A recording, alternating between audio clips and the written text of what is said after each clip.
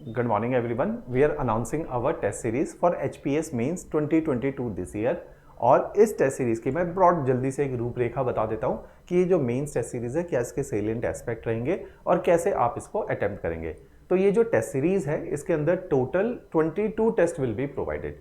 22 mains के test हैं। इन टेस्ट का अगर कॉम्पोजिशन देखोगे तो आउट ऑफ 22 ये एक डिटेल्ड पीडीएफ फाइल है जो आपके respective Telegram channel Himachal Pradesh GK तूफानी पहाड़ी के साथ शेयर्ड है। इसके अंदर जैसा हमने मेंशन किया था out of 22 9 test will be sectional in character. Sectional का क्या अर्थ है, जैसे हमारे पास हिस्ट्री है, ज्योग्राफी है, पॉलिटी है, इकोनॉमी है, इंटरनेशनल रिलेशन, वर्ल्ड हिस्ट्री, तो ऐसे सब्जेक्ट्स हैं हमारे। तो इन सब्जेक्ट बेस्ड टेस्ट होंगे 9 टेस्ट सेक्शनल। अब इन सेक्शनल टेस्ट 3 घंटे वाला टेस्ट नहीं होगा क्योंकि इसमें हम आपकी आंसर राइटिंग को किक स्टार्ट कर रहे हैं। तो इनको किक स्टार्ट करने का क्या प्रोसेस है, इन सेक्शनल टेस्ट में 16 क्वेश्चन होंगे। क्वेश्चन तीनों ही प्रकार की ग्रेडिंग में होंगे, 4 नंबर, 8 नंबर, 20 नंबर, 16 सवाल हैं, 2 घंटे का टाइम फ्रेम है। तो इस तरह से ये सेक्शनल टेस्ट होंगे। Before prelims we will try कि ये आपके सारे सेक्शनल टेस्ट जो इनका टाइम टेबल बना हुआ है, क्योंकि प्रीलिम्स की डेट निर्धारित नहीं है, हमारा है कि 2 महीने में ये आपके 9 टेस्ट कंडक्ट हम लोगों ने कर लेने हैं। हर इतवार को एक टेस्ट होगा। Before prelims at least you should wind up your sectional test. Post prelims फिर आपके फुल लेंथ टेस्ट होंगे। 9 फुल लेंथ टेस्ट हैं। फुल लेंथ टेस्ट कैसे, जिस प्रकार से आपका जीएस होता है, जीएस 1, 2, 3, तो तीनों के 3-3 बार, जीएस 1 का 3 बार टेस्ट। तो इससे काफी अच्छी आपकी आंसर राइटिंग होगी कि हर जीएस के आप देखिए कि इतने सारे सवाल आपको करने को मिलेंगे कि 28 into 9 क्वेश्चन फॉर जीएस। तो अगर इस पूरी टेस्ट सीरीज में देखोगे तो 400 के अराउंड आप जनरल स्टडीज के क्वेश्चंस को लिखने वाले हो, जो कि काफी अच्छा नंबर है। सेकेंडली, इसी टेस्ट सीरीज के साथ 2 आपके एसए के टेस्ट है और 2 आपके लैंग्वेजेस के टेस्ट है। तो total 22 test will be going to be the part of this test series. अब आपने ऑनलाइन माध्यम से कैसे टेस्ट अटेम्प्ट करना है, प्रोसेस सुन लीजिए कि किस तरीके से आपके टेस्ट इवेल्युएट होते हैं और आपने कैसे अटेम्प्ट करने हैं। जब आप इस टेस्ट सीरीज की जो फी है वो है 9,000 रुपीज। आपने अपने हमारी जो ऐप है सिविल स्टेप हिमाचल, उसको डाउनलोड कर लेना। अगर किसी ने लैपटॉप या टैबलेट के ऊपर एक्सेस करना है तो एक बार मेरा कॉन्टैक्ट नंबर शेयर्ड है आपके साथ, इस वीडियो के नीचे भी शेयर होगा, मेरे से कोऑर्डिनेट कर लेना। मैं आपको वेबसाइट का लिंक दूंगा, उसी वेबसाइट का लिंक इसी वीडियो के नीचे डिस्क्रिप्शन के अंदर भी शेयर्ड है। वेबसाइट पे अगर आप कंप्यूटर या टैबलेट यूज करें डायरेक्टली चले जाइए, वहां से भी आप टेस्ट सीरीज को एक्सेस कर सकते हैं। वंस यू विल पे दी फी, आपका डायरेक्टली कोर्स ऐड हो जाएगा। कोर्स ऐड होते ही कल जैसे 8 तारीख है, 8 तारीख को आपको सुबह 10 बजे आपको दिखेगा यार मेरा टेस्ट जो है अपलोड हो गया है, टेस्ट नंबर 1। उस टेस्ट नंबर 1 का सिलेबस पहले ही डिफाइंड है। आप इस टेस्ट नंबर 1 को जरूरी नहीं है इतवार को ही अटेंड करो, सोमवार, मंगल, बुध, जब आपको समय लगे आप तब इसको अटेम्प्ट करके भेज दीजिए। जैसे ही आप भेजेंगे एक डेजिग्नेटेड ईमेल आईडी है, जैसे आप पेमेंट करेंगे उस पेमेंट के बाद जो आपका पोर्टल आपके समक्ष खुला होगा जिसमें टेस्ट होगा, उसमें लिखा हुआ है कि आपने कहां पे टेस्ट भेजना है, वहां पे आप टेस्ट भेजेंगे। तो जब आप टेस्ट भेजेंगे तो उसमें प्रोसेस बताया कि कैसे भेजना है। सुबह 10 बजे आपको ये टेस्ट मिल जाएगा। आपने टेस्ट पेपर को डाउनलोड करना है। हर टेस्ट पेपर के साथ एक डिटेल्ड, जैसा आपका कमीशन लेता है कि ऊपर सवाल है और नीचे एक डेजिग्नेटेड स्पेस है, उसी स्पेस में टेस्ट पेपर लिखना है। आपने क्या करना है, इस फाइल को डाउनलोड करना है, पीडीएफ को। उसमें सवाल हैं और उनके साथ स्पेस बना हुआ है जिसमें आपने अपने जवाब लिखने हैं।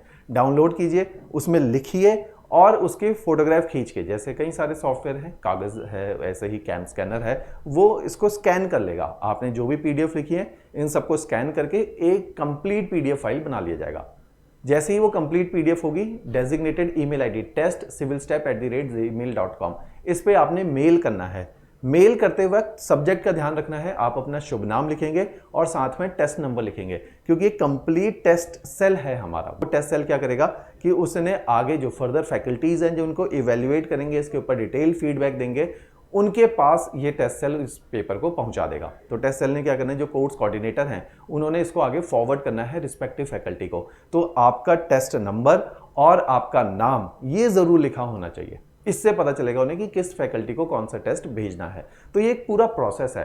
प्रोसेस जो मैंने बोला वर्बेटिमली लिखा भी हुआ है आपके पोर्टल के अंदर। वंस यू विल पे दी फी, आपको ये सारा प्रोसेस टेक्स्ट फॉर्मेट में दिखेगा कि आपने टेस्ट को कैसे भेजना है। एक बार आपने टेस्ट सबमिट कर दिया तो हमने जो अपने लिए एक डेडलाइन बनाई है कि within 4 days test will be evaluated and it will be given back to you. तो it will be reverted to you. तो विद इन 4 डेज आप तक आपकी इवेल्यूटेड कॉपी पहुंच जाएगी। उसमें आपके फीडबैक, उसमें मार्क्स, हर क्वेश्चन के corresponding feedback, detailed feedback, general feedback नहीं होते कि भाई आपकी हैंडराइटिंग अच्छी है लेकिन आपने फॉन्ट साइज का ध्यान रखना है, कुछ अल्फ़ाबेट्स आपके अच्छे नहीं है, इन जनरल आप डायग्राम मिस कर रहे हो, इन जनरल फ्लो चार्ट की कमी दिख रही है। तो एक जनरलाइज फीडबैक होंगे, एक क्वेश्चन रिस्पेक्टिव फीडबैक होंगे, उसके मॉडल आंसर भी शेयर्ड है, वहां से भी आपको आइडिया आ जाएगा कि किस तरह से टेस्ट पेपर को अटेम्प्ट कर लेना चाहिए था। उसके अलावा आपको लगता है यार मेरे को एक बार जो है बात करनी चाहिए कि मेरे को और क्या करना चाहिए, कि मेरे को फीडबैक तो मिल गए लेकिन at least I should talk to the teacher, तो आप अपने ही उसी ईमेल आईडी पे आप लिख देंगे कि मेरे को जो है इस टेस्ट के करस्पॉन्डिंग मेरी किसी फैकल्टी से जिसने मेरा पेपर चेक किया है, चाहे वो इकोनॉमी है, हिस्ट्री है, ज्योग्राफी जैसे मेरे पास आएगा, सोसाइटी मेरे पास आएगा, विशाल सर के पास पेपर जाएंगे, डीपी सर है, दिव्य सर के पास जाएंगे दिल्ली। तो आप इस तरह से आप लिख सकते हैं कि मेरा जो है इस रिस्पेक्टिव फैकल्टी से आप एक बार बात करवा दीजिए, मेरी कॉल को कोऑर्डिनेट करवा दीजिए, राइट। तो आप फैकल्टी से भी अपने इनपुट ले सकते हैं। तो इस तरीके से एक पूरा प्रोसेस बना हुआ है टेस्ट सीरीज का। Test series is going to start from 8th of May. हर इतवार को टेस्ट होंगे, आप अपने समय अनुसार टेस्ट को सबमिट करा लीजिए। लेकिन मेरी पर्सनल राय आपको रहेगी कि before prelims at least you should able to write your sectional test, क्योंकि after prelims, in between prelims and mains, maximum you will get 2.5 to 3 months. That comes out to be at least आपको जो है 12 से 14 Sunday मिलेंगे।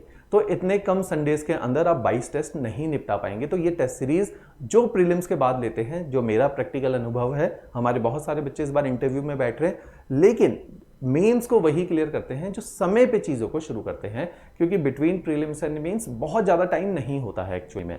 तो इसलिए हमारे केवल जो फुल लेंथ टेस्ट है वही कंडक्ट हो पाते हैं। आप चाहे बाद में भी लेंगे, हम आपको टेस्ट सीरीज देंगे, लेकिन हमारी एडवाइस ये रहेगी कि जितना जल्दी आंसर राइटिंग को शुरू करोगे उतना आप हमारे दिए हुए फीडबैक को इनकॉर्पोरेट कर पाओगे। क्योंकि लास्ट मोमेंट पे आप आंसर तो लिखोगे, हम फीडबैक दे देंगे आपको प्रीलिम्स के बाद, लेकिन वो फीडबैक आप अपने आंसर में उतार नहीं पाओगे। उतारने के लिए आपको समय चाहिए कि एटलीस्ट ऐसा है कि मैंने आपको फीडबैक दिया, वो आप एक रात में इंप्लीमेंट नहीं करोगे, आप मल्टीपल टेस्ट में उसको इंप्लीमेंट करोगे, फिर जाके वो रिफ्लेक्ट होना शुरू होगा आफ्टर 5-6 टेस्ट। तो इसलिए फीडबैक को आपके पेपर में उतरने में बहुत टाइम लगता है। तो ये जो लास्ट मूवमेंट में हमारी आदत होती है कि लास्ट तक चीज़ों को पुश करना, वो इस प्रकार के पेपर में सुसाइडल होता है। इसीलिए हम एक शब्द आसानी से बोल देते हैं, ये पेपर परसिवरेंस डिमांड करता है, कंसिस्टेंसी डिमांड करता है। तो दिस इज द कंसिस्टेंसी जो हम सोचते, पढ़ तो लेते हैं कि शब्दों में कंसिस्टेंसी है, हार्ड वर्क है, लेकिन वो कंसिस्टेंसी यही है कि हम चीज़ों को अननेसेसरी प्रोक्रेस्टिनेट ना करें, डिले ना करें, कि जो सही समय पे करना है वो सही समय पे करिए। आंसर राइटिंग का बेस्ट टाइम क्या होता है? Once you are done with your prelims examination और आपको पता चल गया प्रीलिम्स अच्छा नहीं हुआ, आप अगले साल की आंसर राइटिंग शुरू कर दो।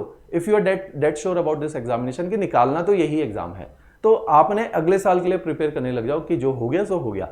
एक बार आपका मेंस हो गया, फिर आपने टेस्ट सीरीज में जिन लोगों का मेंस अच्छा हुआ है, बुरा हुआ, कोई फर्क नहीं पड़ता। आपने एक चीज समझनी है कि मेंस 532 लोगों का इस बार 332 लोगों का इस बार क्लियर हुआ था प्रीलिम्स। तो आउट ऑफ 332 only 42 had been called for the interviews. बाकी तो 300 लोगों को नहीं बुलाया गया ना, 290, उनका मेंस नहीं क्लियर हुआ। तो मेंस हाई पॉसिबिलिटी कि मेंस नहीं क्लियर होता। तो जैसे ही आपने मेंस लिखा तो उम्मीद सबको रखनी चाहिए कि क्लियर होना चाहिए, लेकिन अगले साल के लिए भी प्रिपेयर कर लेना चाहिए। तो इमीडिएटली आंसर राइटिंग पे दोबारा शिफ्ट हो जाओ। अभी ये मेंस लिखे, 10 दिन का ब्रेक लो, आंसर राइटिंग पे शिफ्ट हो जाओ। तो ये सही तरीका होता है। इसी को कंसिस्टेंसी बोलते हैं कि जो आंसर लिखने का समय होता है वो दिसंबर, जनवरी, फरवरी, जब वो मंथ होते हैं जब प्रीलिम्स का प्रेशर नहीं होता। अब तो 10 प्रकार के प्रेशर हैं कि एंट्री का भी है, एचएस का भी है, मेंस कॉम्प्रोमाइज हो जाता है। तो जिसका मेंस कॉम्प्रोमाइज हो गया, प्रीलिम्स निकाल भी लिया, वो मेंस में फंस जाएगा आगे जाके। तो planning is very important aspect, right. तो इस तरीके से आप इस टेस्ट सीरीज से भरपूर जो है फायदा उठा सकते हैं। इसमें एक और अनाउंसमेंट है, हमारे साथ जैसे लास्ट ईयर बहुत सारा बच्चा था जिसने मेंस टेस्ट सीरीज लिखी थी, तो उन लोगों के लिए भी हमने जो है हमेशा अकोमोडेट करना है। उनको 50% हमारी तरफ से ऑफ रहेगा। मेरा कॉन्टैक्ट नंबर आप लोगों के साथ शेयर है, आप लोगों ने मेरे को बता देना है और जो है आपके साथ कम्युनिकेट कर दी जाएगी कि किस तरह से आपने इस टेस्ट सीरीज में एनरोलमेंट लेनी है। तो जो पुराने बच्चे हैं जो किसी भी कोर्स में थे हमारे, उनके लिए 50% ऑफ है। किसी भी कोर्स मतलब मेंस क्रैश कोर्स, या हमारे जो फुल लेंथ कोर्सेज हैं लास्ट ईयर चले थे, या हमारी मेंस की टेस्ट सीरीज चली थी उसमें जो एनरोल्ड हैं उनके लिए 50% ऑफ है।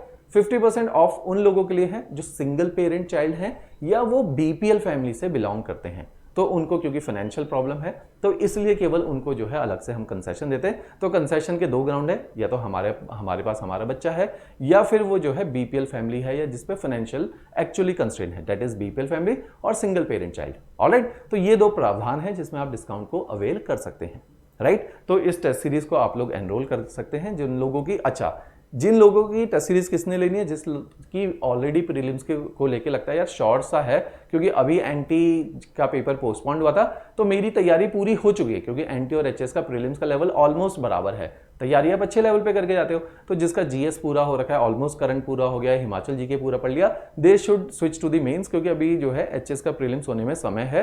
अननेसेसरी प्रीलिम्स को 4-4 5-5 महीने तैयार करने की जरूरत नहीं है, क्योंकि जिसका अभी एनटी का प्रीलिम्स तैयार था तो मींस उसका एचएस का भी तैयार था, लास्ट मोमेंट पे दोबारा से इंटेंसिव रिवीजन करके भी रिकॉल हो जाएंगी चीजें, राइट। तो उन लोगों को मेंस आंसर राइटिंग करनी चाहिए जिन्होंने पहले भी मेंस लिखे हुए या इस बार बहुत श्योर हैं प्रीलिम्स को लेके, तो मेंस में स्विच हो जाओ।